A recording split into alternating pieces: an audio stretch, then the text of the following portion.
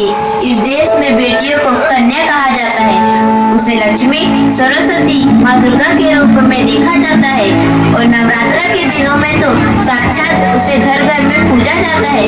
फिर क्या हो गया कि आज वह अपने अस्तित्व की लड़ाई लड़ रही है, वह अपने जीवन की भीख मांग रही है। अरे बेटी तो हर घर की शान है, उसी से घर में रोशनी है, बेटी तो घरों को जोड़ती है। तो आइए बेटियों के सम्मान में हम एक नाटक प्रस्तुत करने जा रहे हैं, जिसका शीर्षक है बेटी बचाओ बेटी पढ़ाओ। मीरा, ओ मीरा, तुमने मुन्ना को कहीं देखा क्या? पता नहीं सुबह सुबह कहाँ चला गया। अभी उसने कुछ खाया भी नहीं, दूध भी नहीं पिया और स्कूल जाने की तैयारी भी तो करनी है।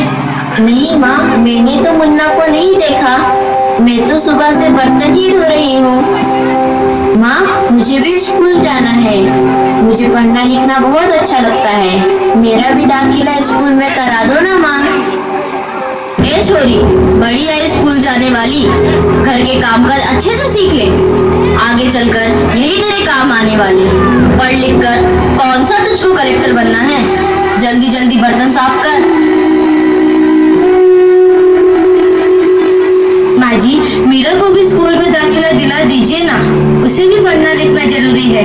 तू चुप कर, पढ़ना लिखना ये तो केवल लड़कों का काम है, उन्हें आगे चलकर घर गृहस्थी की जिम्मेदारी जो संभालनी होती है।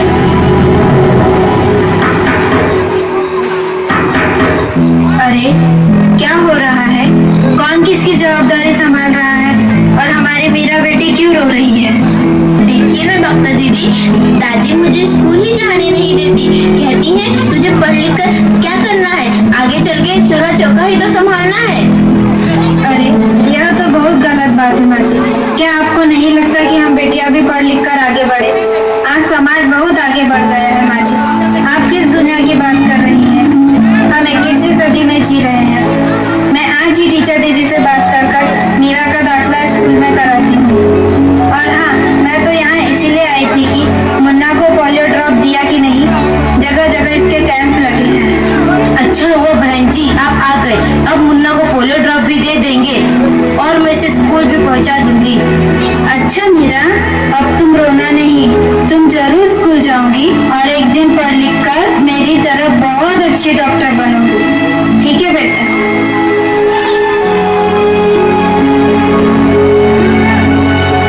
बहू, जरा एक गिलास पानी तो लाना। अभी नहीं बाबूजी। ये लीजिए बाबूजी। अरे ये देखो, अखबार में प्यारी बेटी के बारे में कितनी सुंदर कविता आई है। आओ मैं तुम्हें यह कविता पढ़कर सुनाता हूँ। कहती बेटी बाह पसार, मुझे चाहिए प्यार दुलार, बेटी की अनदेखी क्यों करता है निष्ठुर संसार।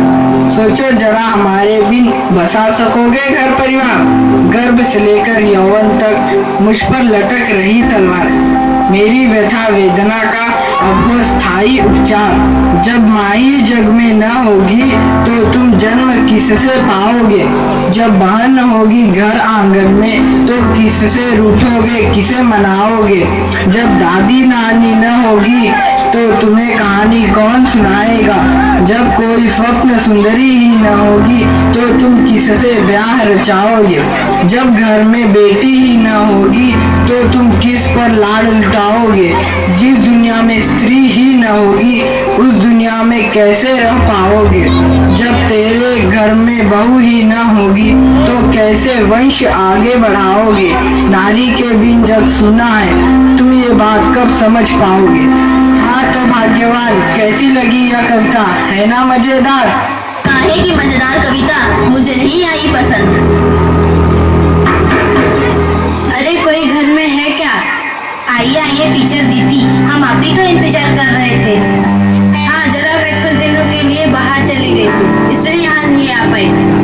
डॉक्टर बहन जी कह रही थी आपने मीरा का अभी तक दाखिला नहीं कराया। ये तो बहुत होनहार छात्रा है, हमेशा अच्छे अंक लेकर उत्तीर्ण होती है। हाँ मैं भी तो यही चाहती हूँ कि मीरा स्कूल जाए, खूब पढ़े, और मेरी यहाँ सुनता कौन है। हाँ हाँ खूब पढ़ाओ लड़की को और बाहर भेजो, जब कुछ गलत सलत हो जाएगा ना तो मुंह छुपाने की भी जगह नहीं मिलेगी। अरे माँ जी, आप कहाँ की बात कहाँ लेकर बैठ गए? मीरा को 10वीं तक तो पढ़ाई पूरी कर लेनी थी।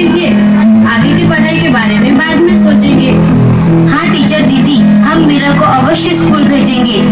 मैं उसे मेरे जैसा अनपढ़ नहीं रहने दूंगी, उसे खूब पढ़ाऊंगी। कल मीरा को तैयार रखना, मैं उसे लेने आऊंगी। क्यों दादाजी, सही कहा ना मैंने? हाँ हाँ बेटा, बिल्कुल सही कहा। मैं तो कब से कह रहा हूँ कि मीरा को भी स्कूल जाने दो। प्रणाम दादाजी। प्रणाम बेटा।